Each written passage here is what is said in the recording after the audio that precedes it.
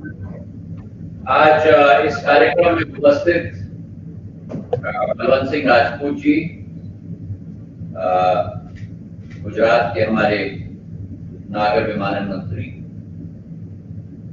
आपका स्वागत है। दिल्ली में उपस्थित मेरे सचिव राजीव बंसल साहब, CEO of Air India Campbell Wilson ji, हमारे अहमदाबाद में एकत्रित समस्त हमारे महानुभाव और केवल अहमदाबाद नहीं लेकिन मेरे सभी गुजरात की उपस्थित जनता जनार्दन, केम छो मजामा। पहले तो आप सब लोगों को मेरे तरफ से प्रणाम और नमस्कार। आज एक बहुत ऐतिहासिक और महत्वपूर्ण दिवस है। यह दिवस इसलिए ऐतिहासिक और महत्वपूर्ण है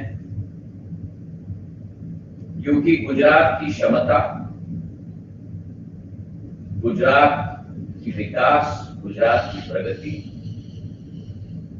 और उसी के साथ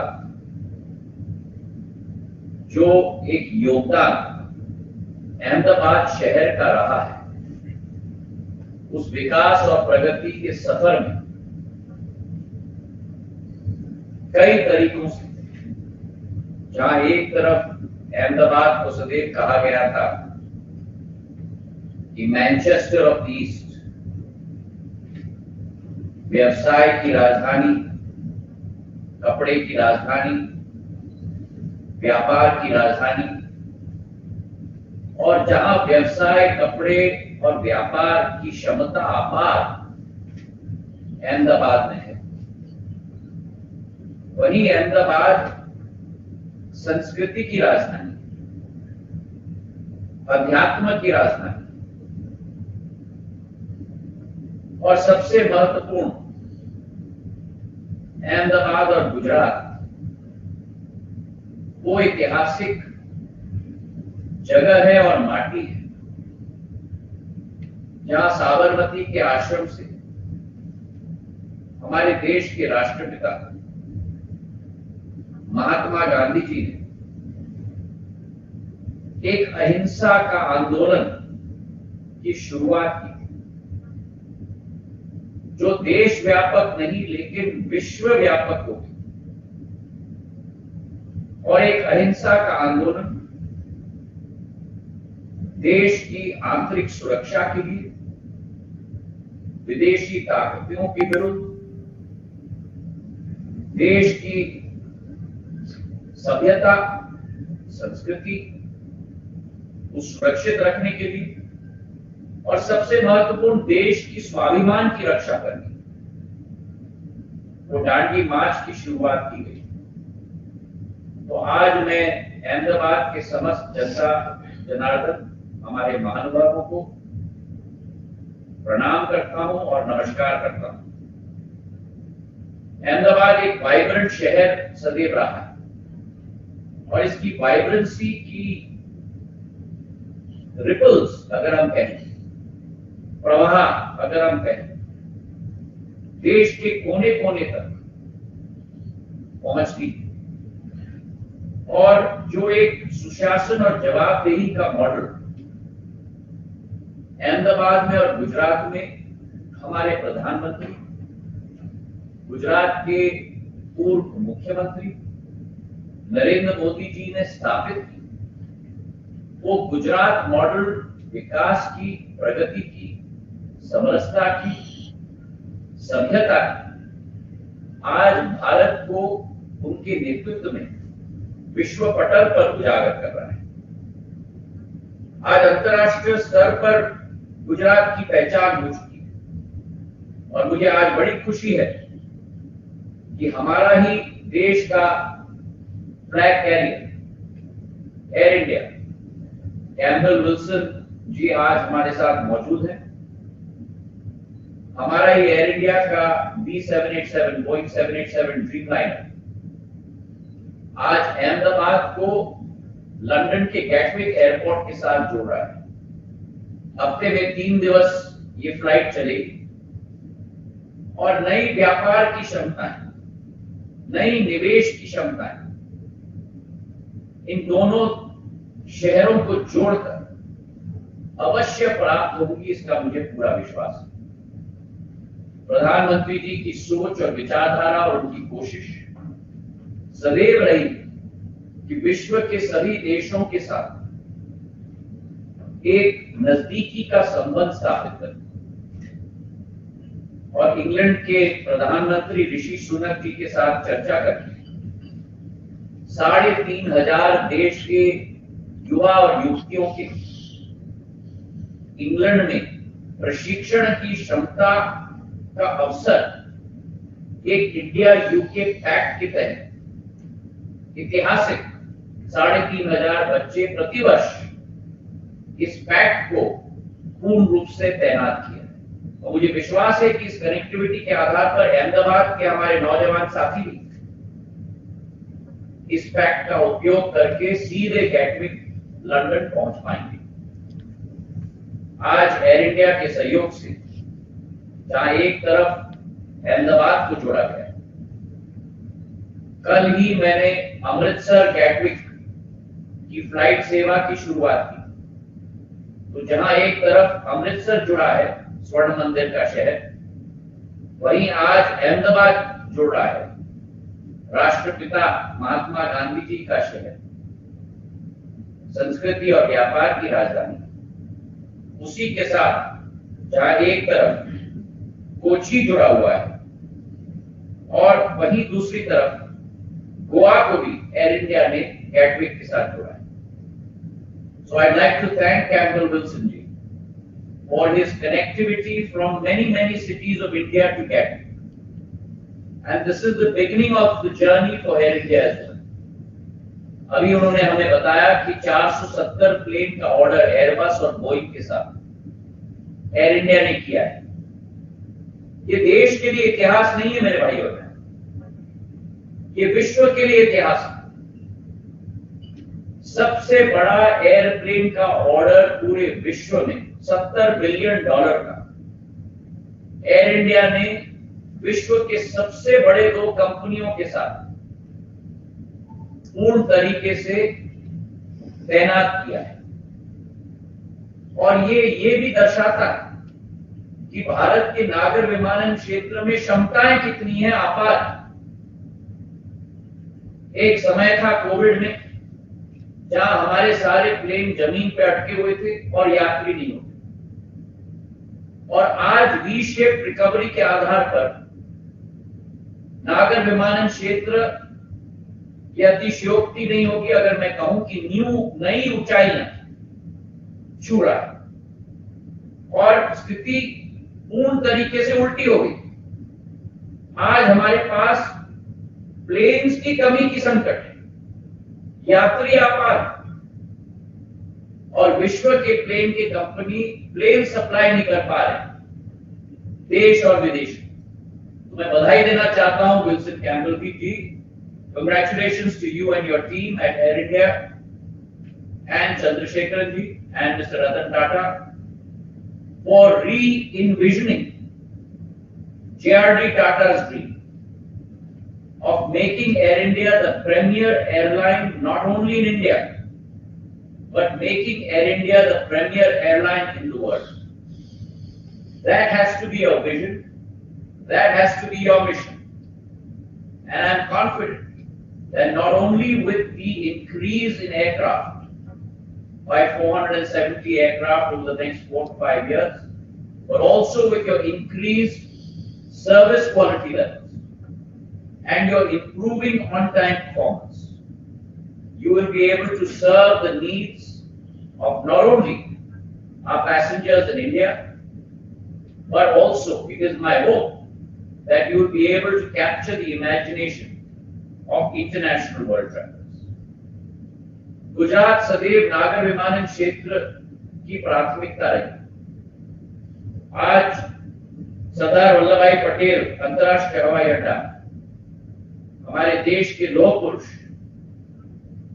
जिन्होंने इस देश में एकीकरण किया, सारे राज्यों के 540 राज्य होते थे, उन सभी को एक साथ मिलाकर एकत्रित भारत की स्थापना की।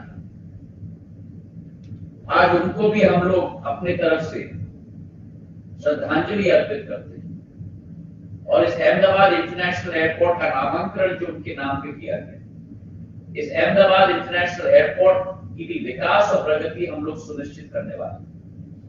आज 5 बिलियन की कैपेसिटी है, 50 लाख की कैपेसिटी है घरेलू यात्रियों के लिए, 25 लाख की कैपेसिटी है अंतर्राष्ट्रीय यात्रियों के लिए, कुल मिलाकर 75 लाख की कैपेसिटी है। आजादी के अमृत महोत्सव 75वीं वर्ष पे ये सहयोग है और हमारा अनुमान है कि यहाँ डिमांड बहुत बढ़ने वाला है अहमदाबाद, और उस डिमांड की बढ़ोतरी के आधार पर आने वाले 1-1.5 सालों में हमारी कोशिश होगी कि जो वर्तमान की 75 लाख की कैपेसिटी है घरेलू और अंतर्राष्ट्रीय लोगों को लेकर, उस कैपेसिटी को हम लोग 1,60,00,000 तक ले जाएंगे।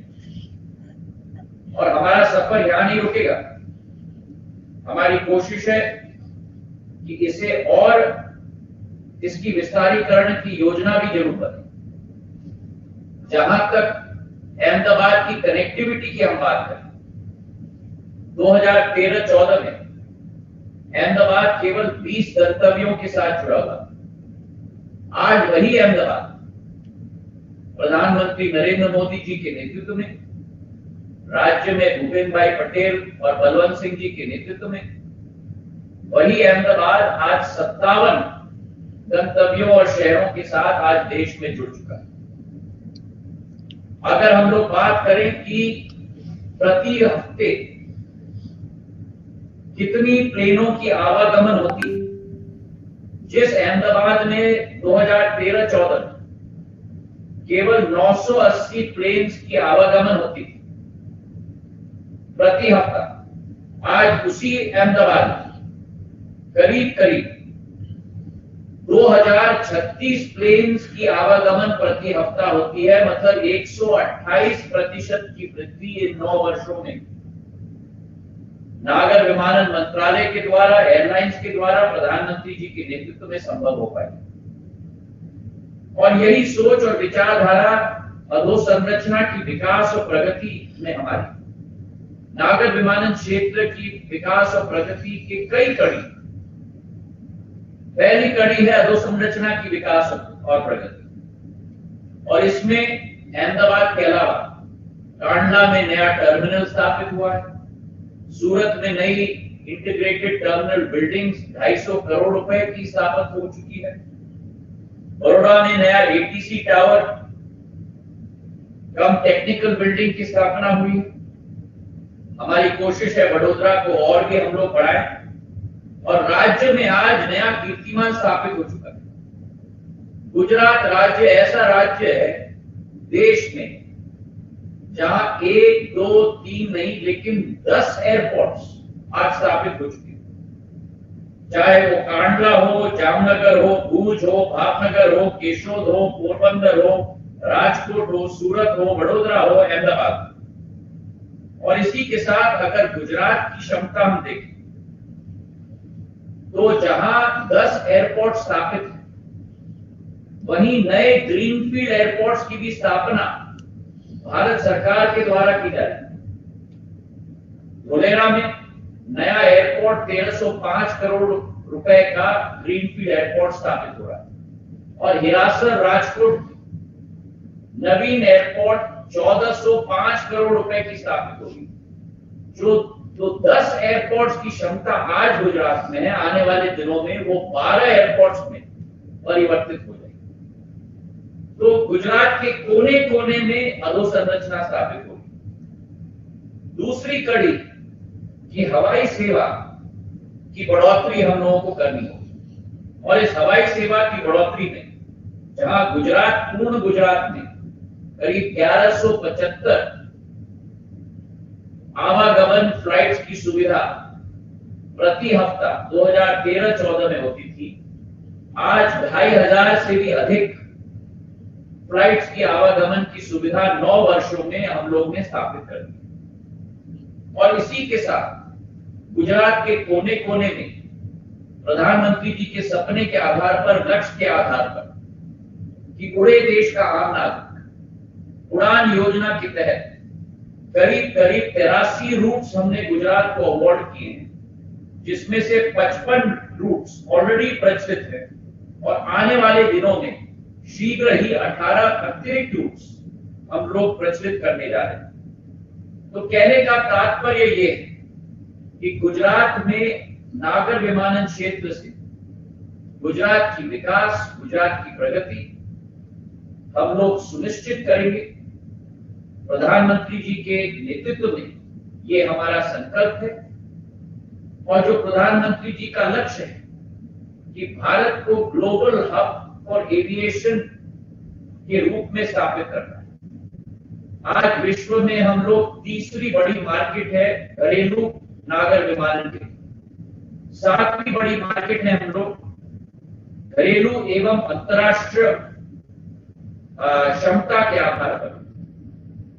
200 मिलियन की हमारे पैसेंजर्स की क्षमता है, डोमेस्टिक और इंटरनेशनल मिलाकर, और हमारा संकल्प है कि आने वाले दिनों में इसे हम लोग 400 मिलियन तक हम लोग बढ़ाएंगे, मतलब डबल करेंगे अगले 4-5 वर्षों में। इसी क्षमता और इसी विकास और इसी संकल्प और इसी लक्ष्य के साथ आज नए नए कीर्तिमान हम लोग स्थापित कर रहे हैं। कोविड के पहले देश में 4,20,000 यात्रियों का कीर्तिमान था प्रतिदिन। पिछले माह उस कीर्तिमान को हम लोग ने पार कर दिया। 4,55,000 लोग एक दिवस में भारत में घरेलू पैसेंजर्स की कीर्तिमान हमने स्थापित की। तो ये क्षेत्र नई ऊंचाई छूने के लिए आतुर है और अहमदाबाद की जनता को और गुजरात की जनता को और देश की जनता को मैं भारत सरकार की तरफ से, नागर विमानन मंत्रालय की तरफ से और प्रधानमंत्री की तरफ से ये विश्वास दिलाना चाहता हूं कि जो एक्सप्लोसिव ग्रोथ इस क्षेत्र में आज पूर्ण रूप से आस्था है, आशा है, अभिलाषा है, उस संकल्प पर हम लोग खड़े उतरेंगे। आज Wilson Campbell ji and Air India को मैं बधाई देना चाहता हूं। And let Air India touch new heights in the sky. I am very confident that Air India in the years to come, in the months to come, will serve the needs of our passengers and will become once again one of the best airlines in the world under the stewardship of Brother Tata ji, Chandrasekhar ji and Mr. Wilson Campbell. Congratulations and thanks to Air India for providing this connectivity and may you soar higher. Thank you very much. धन्यवाद। जय हिंद, जय भारत।